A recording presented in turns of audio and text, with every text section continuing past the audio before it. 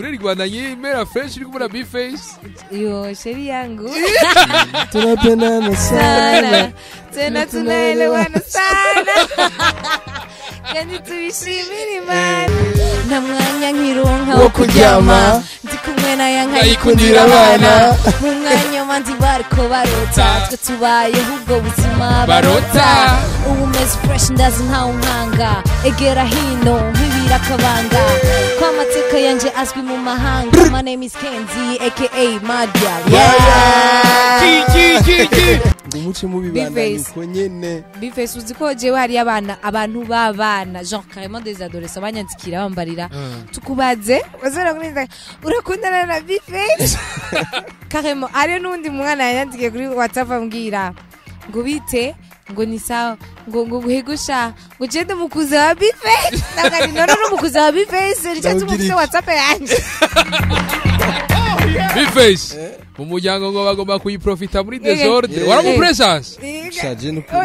cyangwa bwiye mutante ahubwo hariho reka ndakubwira black ari ibintu nakubari iki shangi narakunze kabisa none nazo nashika uwo nashaka ndamuronse kuva imyaka umwanya ni munini mpake y'abatanshaka ariko ubu harageze yuko nanje nduhuka kubera ko nanje ndose uwo kumva kumwe kumukunda nzoshiramo ingufu sinzohagarika nkundira ndagukunda uri mubona rondera kandi ubwira ico nokora kizotuma ntakubura mbega wombwira wari hehe kuva kera aho nahura ukunda batazi ico rusigura ariko mbwira B-Face muri ndabe bazumbwiye kujya kuntu mwari mumese na B-Face kwiri cyo mu rumenga tournage nyene yabaye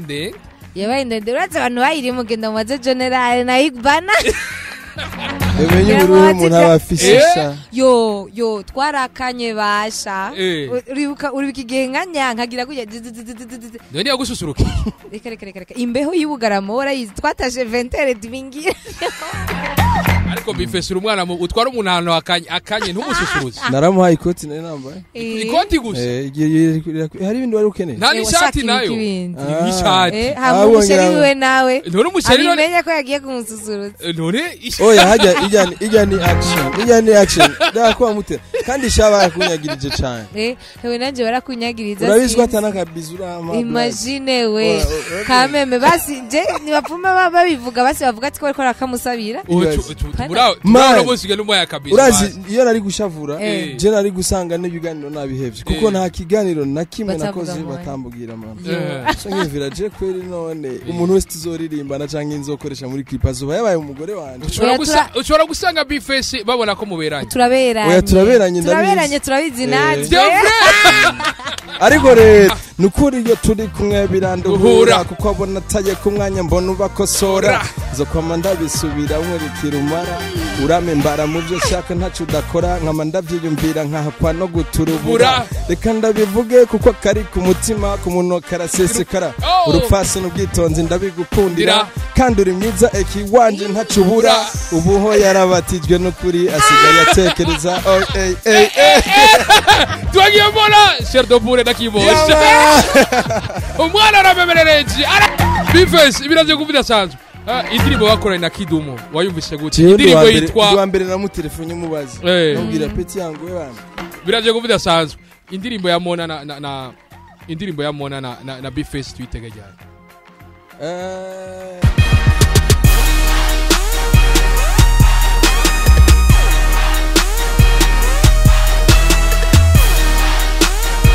Kenzie kizimye kidogo ega n'imvura yaguye imvura yaguye ivyo biklimatisere naho Imana yabahezagije amahera yo kubigura ariko je ndagutera inkuru afu mega bivuganye imiha bacamwa baza motive ngo iyi ni solide Mbona aratinya crime ni cyo gituma mbona umenga nafite amakenga ko mutwara imiyanga Miami hari umuyaga uri naturel ntabwo ari oya biravana gari harabaho ivere oya nozo nka muri ivere ninde twara umuntu mu vacances muri ivere like what ariko B-Face uzogira umuntu ogeza ya cyo uzogira amatwi kuva ryari we Bona urameze fresh nizera kumeze fresh yego ndabona isura Rwanda nyimera fresh iri kumura B-Face yo sheri yangu tunapendana sana tena tunaelewana sana kandi tubishimire Imana haleluya ibintu birakomeye gira mugenzi wawe tibyoroshe byamaze gukomera ako Bface kumva ngo umuntu yabatijwe wavyakiriye gute ibintu byo kubatizwa rero we je namusiguri nimbagije kandi bugize kabiri ufite sinzi ko ari kuravyumva ngira wari wasamaye kubatizwa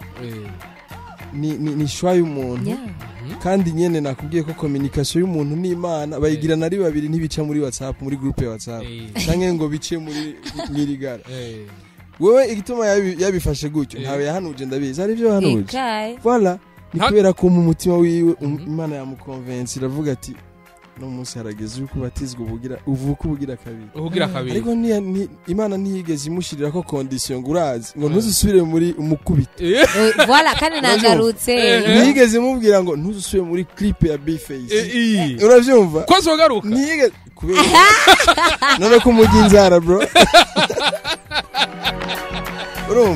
ntiyigeze imubuza ngo ririmbira abana nta mwana wa shetani abaho ngaho twese turi abana b'Imana niyo baririmbira urukundo azo ariko aririmbira abana b'Imana kandi urukundo n'Imana yarushizeho mona Bface yaragusaza inbox arakubwira ati congratulations ibintu bimeze neza sinoreka burya umwe wese burya baca umugani mu kirundi ubutemu bwiwe bamutiza umuhoro ngo musigurira mona bo gutema urumvisha rico yego bisigura ko basi par exemple nk'iyi nzu ngaha hari abantu urana nk'ubu wejeje kuvuga ngo bibiklimatizere kubera Imana yabihezagije amahera yo kubigura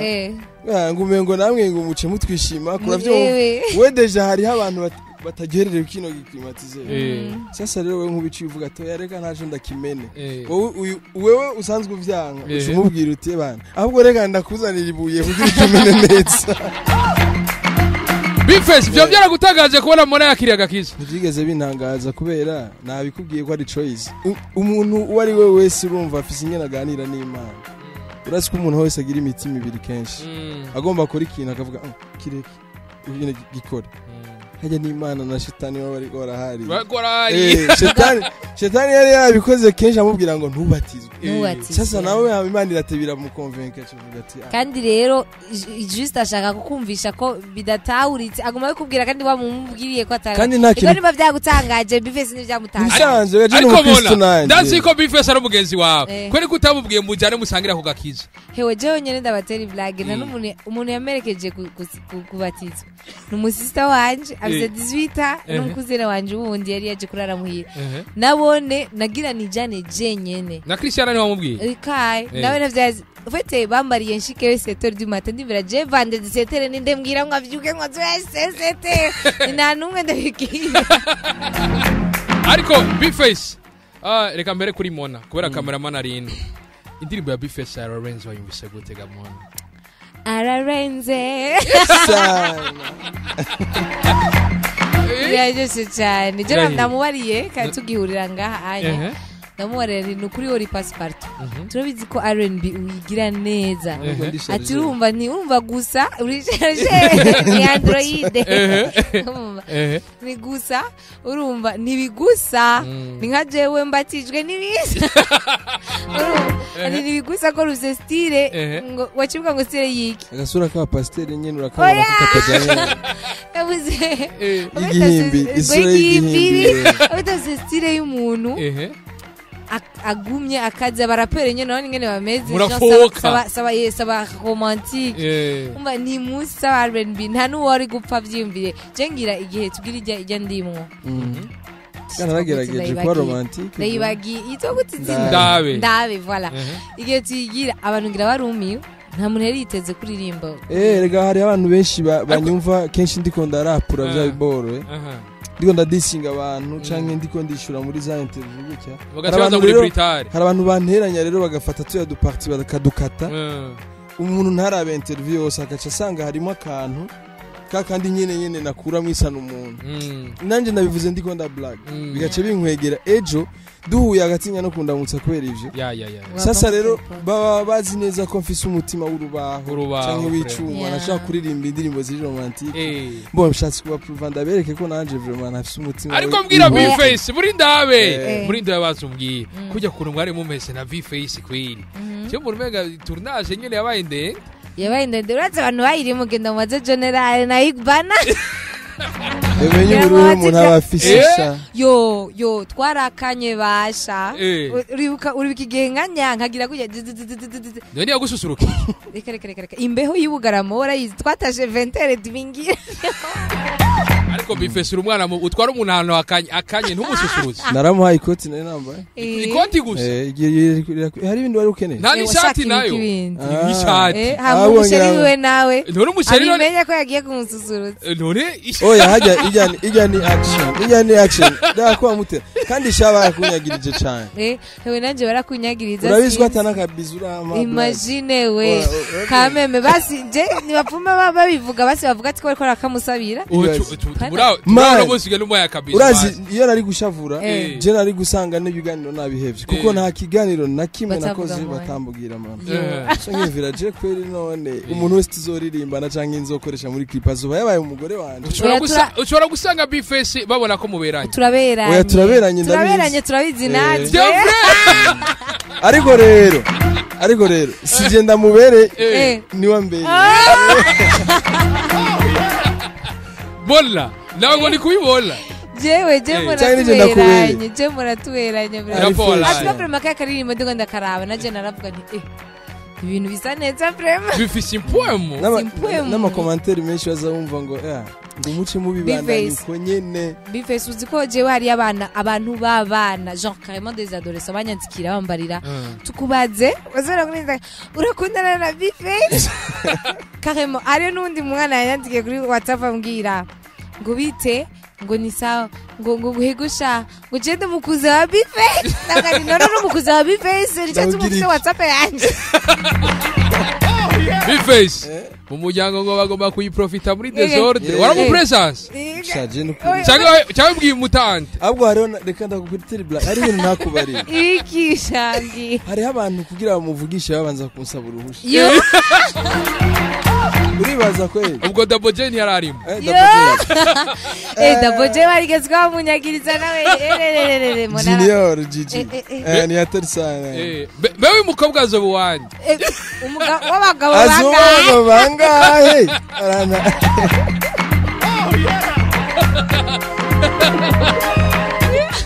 Double J yaciye yandikira message ngo azotaha Igitega Tage atayi matongo ubona gute imatongo ni hega je Bukayanza okay uyu ni ukoze abantu baruguru ntikoze abantu baruguru sagara muri rompwe hagati zo bikuyega ariko ntacyo bitwaye nasi ko atanu president aratwara igihugu avuye Bujumbura wese baruguru iza notekereza renki cishogo upoweshe pe biravye kuvira sanzu nanu murapero wa mbere arava ruguru atari Bface Bface biravye kuvira sanzu indirimbo bakoranye na Kidumo wayumvise gute indirimbo yitwa mbere na mutelefone mubazi nabwira peti yangu we bana jana mwita dogo ndamwita peti ndamwita grand frère petit frère amazina yose ndayarekuriye nivyo vraiment waramubwiye ati wamubwiye vraiment indirimbo iraryoshye cyane gose kandi je sinigirisha haje udekonye ndabibwira uko nyene subizi none oya je nibaza yuko ahubwo Bface kwera twatanguranye kuri nshaka ari mu bantu umva banamenye ko ngira ndirimbe abandi batabizi kuko mu ndirimbo ya mbere harimo amajwi yiwe so every time indirimbo yandisohotse vraiment arambwira arampabira kandi nterana imigisha pe tumengo ego nukuri warayine ufite umengo numuparrain wanje numumantoro wanje umengo misi yose ategeza gucaza kumbarira umviza ngaje wagize nabi awagize neza hamiyo maze amezi 2 ntasohora indirimbo uzibona je muri inbox nibiki abayiki gusapotinga umunebwe sigu yanje umuntu wese numva ko je ndiko ndashigikira nshaka benyene nka jewe je naho ranje mu biganiro nambaye uniforme blaze mvuye ku ishuri ndiko ndahatera irege ni ebana uzobaze Double J twara tugira media studio studio tour za studio zo kwibarabara zimwe zidanazo YouTube zitarazi navi Bujumbura nkafata itike ryanje ngiye gutanga imiziki yanje Gitega ku ma studio zo bimubaza uravyumva nkaduga imuyinga canke ingozi arico kinjanye kugira bumve itala yanje kandi nkumva neza ugasanga umuntu wa wundi wo kuri studio ariko arakugara ko kujya turonde uyo rondera umujournaliste abwiye ngo yarindira ndayivuza hanyuma manje gukoze yimengirimo gukoze finis ngo ari kuntu nyene wapigira satira cyane ukiyumvira none nk'ivyo bintu ni gute kwe ariko umuntu ayishize kuri YouTube Imana ishimwe barayiteresharge barayiteresharge nkayumva kuri Colombe nkayumva kuri Eman iyo iterambere ni step nawe mukozi wanje kayivuze nico gituma rero ndiko ndasupporting umuntu ku gikorwa ca mbere aribuka ndiko ndamubwira ati shiramwe ijwi rimeze ukuntu gira ukuntu ahantu wari kwandika uko mba numva yuko yobandaniriza ko akanarenza no ngaho kandi ivyo shaka baking zose muri shaka ni Bface yazitanze rapora baking je amajwi ya gatatu na ya kane nije zimana ugeni baking zose muri shaka ni Bface erega bwa bundi birumvikana igituma nyene bagoma basaba babisaba tuse telepathy au fait natwe turindiriye umunsi kujya nabatijwe Imana yabihaye umunsi je sinzira nundi munsi bizokunda bizoshoboka tungira ngo no Besher Zami ndasabye igipolisi mvuye mwino radio ndasabye abatungera uno muntu yitwa Bface Bface biraje kubidasanzwe gukorana uravye mona hageze mbona ukaraba Bface hageze Bface watubwiye ko ari ikitegerezo cyawe nibihe bintu ubona Bface yashyize ayo yarigeze gupostinga ngo arakunda indirimbo zanje ariko ntabwo ndi favorite sinzi narape numviriza urazi rero none je umviriza uwo adashaka kuba adakunda rap kandi ayiririmba naririmbye indirimbo imwe ya rap no muri kamisha ndarapa mugabo like nukuri si chake ntungongira playlist ngongera numvirize rap ça veut dire umbajije ni favorite songs zawe mvuga zijya numviriza misi yose sije shamo rap mugabo rap zanje ntuzikoze Bface hari nizonzi ndiko ndabwira gusa nti yihuzira pa oya ziragoye oya mvuze Jean ndazizi ntarema nta ndimbo nimwe adasohora ntaja kumviriza ntavuga ni kandi yagize neza ko ndabizi ko ari umuraperi mwiza urumva mugabo si jewe nta ndirimbo za rap mfata ngo ewe ngira nshiremo muri remix bambe replay iguma ivuga umunsi wose none uri kurambaza ama question kuri IG kwambaza ati favorite song no kubarira ngo ni ndirimbo za rap no mugani bisigwa ko ndazanka oya na 50 waramwumviriza 50 wahi no nzi candy shop gusa orakemosha in the club na twakugura umurongo izi tanta izi biraje kuvuga sanzwe indirimbo ya Mona na indirimbo ya Mona na Bface twitega cyane urayikenera nega peti nega gagawe gravere we kuguma ariko kubera iki mushaka umwobrija kuri mbana nanje atarambarira ko byo bavyiza nere kubera utaramubwira ko vyo bavyiza ariko je nari numvise mutawe nivyo sinziwe ni kwera reka twebwe je na Bface on ala pese ko tumaze kuririmbana dufise impression tumaze kuririmbana kwera nshaka uwo mengo ni ibintu vyamaze kuba vyaye introduction gusa na ofete ni nka kundi ushaka gupresent umuntu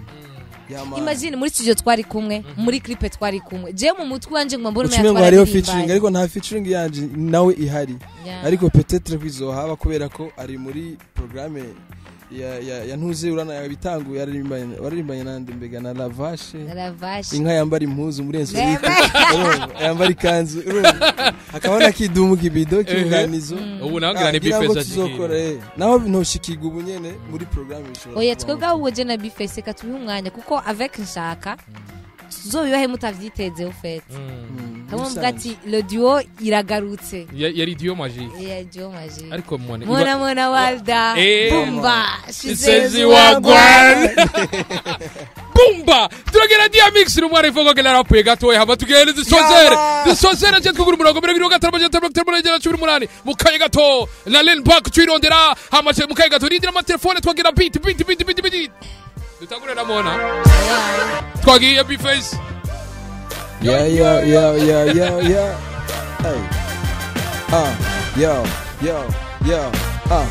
uno munsi navuye muhira tamudisi shaka kurapa nahuriyemo na Mona Walda Mokenzi ariko yarabatijwe uno munsi ngira freestyle navyo kwandika uyu mukameraman kwamo n'amaso iryo tara nta marori nazanye blaza uno munsi ndi muri yo reka ndamudrage kwanza yo narakunze kabisa none naza nashika uwo nashaka ndamuronse kuva imyaka umwanya ni munini mpake y'abatanshaka ariko ubu harageze yuko nanje nduhuka kubera ko nanje ndose uwo kumva kumwe kumukunda nzoshiramo ingufu sinzohagarika nkundira ndagukunda uri mubona rondera kandi ubwira ico nokora kizotuma ntakubura mbega wombwira wari hehe kuva kera aho nahura ukunda batazi ico rusigura nukuri iyo turi kumwe biranduhura kuko abona taye ku mwanya mbona ubakosora nzokwama ndabisubira nkurikira umara urame mbara mu byo shaka ntacu udakora nkama ndavyiyumvira nkahakwa no guturubura reka ndabivuge kuko kari ku mutima ku munwa karasesekara urupfasi n'ubwitonzi ndabigukundira kandi uri mwiza eki wanje ntacubura ubuho yarabatijwe n'ukuri asigaye atekereza twagiye mbona Sherdo Bure ndakibosha umwana arabemerereje. Hey, loving you is like a song I replay every 3 minutes and 30 seconds of every day. And every chorus is written for us to recite. A beautiful melody of devotion every night. This portion mind, this ocean mind, carry me in a wave of emotion to ask you to marry me. And every word, every second, another third expresses the happiness my clearly I never heard. Hey, hey, hey. Namwanya nkironka wo kuryama ndi kumwe na yanka ikundira abana mu mwanya manzi bariko barota twe tubaye ubwo buzima barota umeze fresh ndazi nta unkanga egera hino nkibira kabanga kwa mateka yanje azwi mu mahanga. My name is Kenzi aka Madia. Arano nyibutse ko Bface aya wogo ndi kumwe na yanka ikundira abana ya indirimbo ya mbere muze jana terabara ndacane nirimba ndi kumwe na yambwa yikundira abana. Bface novuga ko ari ibintu biba bikomeye urinze ubona umwana nk'uyu atagira manager afise abantu bamufasha gusa ahageze uravyo yavuye nahageze ndazi urafise ikintu cyinshi ikintu wo muhanura naye majambo wotekerera mona na cyane muri ino industry nkuko mukunze kubivuga ngo ingene jewe ebana ibintu naho nari umuvyeyi wiwe impanuro no mutekerera ngira ngo peut-être rero resume no bamaze kuzivuga ko ibibazo abakobwa baririmba bahura navyo nibisa n'ivyo abahungu baririmba bahura navyo kwera abakobwa bahura n'ibibazo vyinshi n'utaririmba baramudraga gushikaho nawene yibura sivyo so umaze kuja mu nzira y'ubustar hariho ibintu vyinshi uri décourageuse wocu bivamwo ukacuvuga ati je umuziki ndawuhevye nimba ari ibi vraiment ebana ndabivuyemo so bisaba yuko wewe nyene uba waje ufise target yawe uvuga ati je nshaka gushika ngaha mugabo uvuga uti ngaha ayo umuntu wese azoguhamagara unacomoka ivi na ivi na ivi aho bizokugora kuko usanga wabihevye cyangwa ugacu usanga nyene wacitse intege rero uko biri kose akarizo k'impene kiyagaho gahambiki amahera ubu ufise uyakoresha kujya nyene sivyo simaka ngo umuntu aca kubesha acaza akwiyemera ikungoje urabona shaka kuzana miliyoni 200 dukore ibi nibi kubera ko target kanaka akeneye umunsi yayironse yo target y'uwo mugabo ayo nyine akeneye project ihagarara ariko mu gihe ushaka yuko mukorana seriously ivyo bintu muvyegeza kure hajya iyo ushaka gukorana n'umuntu neza ibintu by'amahorasho ubijana mbari so rero iyo umukobwa mwiza ho ubwo wowe sindakubesha bisaba rero gusenga Imana kwengera ukaba uri courageous kandi ukaba uri strong so ivyo byose bice bigenda neza umuziki wawe ukagenda bien so nta kindi vraiment atari ico courage vraiment kunzirageze ko vraiment kuri etape ageze ko bifise poem mona Thank you. Range de board. You're welcome. Buriza. Tusena basoze. Okay, nawe mutekera impanuro Bface rafise ivyo kubwira ngo impanuro je no muhanura ntihanurire shati ntuzurambara inkofero iminsi yose urabona nta buhanza mfise dusora basoze kaja mvuga gasoni karuzi jewe nta kintu nafise no muhanura kubera azi byinshi gusumba jewe ntabikunda donc merci beaucoup kuri invitation hama ikiganiro naryohewe wahabwiye twagitangura turi kumwe twese hanyuma tuzokora icyo kiri hanze muri kumwe mwandanye Muravyemeye Bface? Nibaza ko ari n'ubwa mbere, nibaza ko ari n'ubwa mbere. Mbona uravyemeye? Ego. Umva mwandaye mudusupportinga ndafuha iwanje Kidumu hamwe na Ararenze ya Bface muje kulikinga mutuvuze abamenyesha makuru hama dutera imbere hama natwe tubandaye twitaba ibiganiro hama nabindi. Kuri hani Bface ndagushimira kuri wahe view. Jina ndagushimiye shimira ariko aratwumva. Shimire na Janti nawe yanyemye iminota 2. Ariko naco bitwaye. Urumva? Oya blaza fresh urumva? Ndashimye kandi ku bantu bose ariko barasupporting indirimbo yanje iri kwigera mbari kimya video ni nziza nariko nderekana igihugu ingene ari ciza bo nibaze yuko vraiment ama commentaire yabo ndayakeneye kugira ngo mbone yuko ivyo nakosheje no bikosore ejo Imana ibamezagirira abantu ariko baratwumva. Asante sana kuri micro just take a look at the from our side mukaba bamezagirira. Bye bye ciao. Hasta la vista.